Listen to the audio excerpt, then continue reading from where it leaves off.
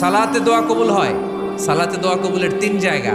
একটা হচ্ছে তাকবীরে তাহরিমার পরে আমরা সানা পড়ি না, আমরা তো একটা পড়ি।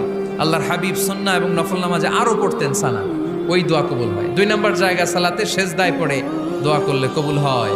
আকরাবু মা ইয়াকুনুল আবদু মির রাব্বিহি ওয়া হুয়া সাজিদ ফাকসিরু ফীহি দুআ। বান্দা যখন সেজদায় লুটিয়ে পড়ে, বান্দা আল্লাহর সবচেয়ে কাছে চলে যায়। কিন্তু বিশ্বনবী বলে, সেজদাটা তোমার রবের কুদরতি পায়ের উপরে পড়েছে। সেজদায় পড়ে দোয়া করেন। সালাম ফিরানোর আগে বিশ্বনবী দোয়া করতেন, লা ইউসাল্লিমান্না আহাদুকুম হাত্তা ইয়াতাআওয়াযা মিন আরবা'a।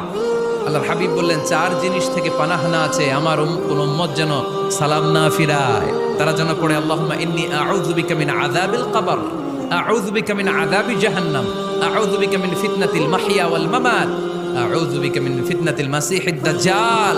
আল্লাহ কবরের আযাব থেকে বাঁচাও, আল্লাহ জাহান্নামের আগুন থেকে বাঁচাও, আল্লাহ জীবন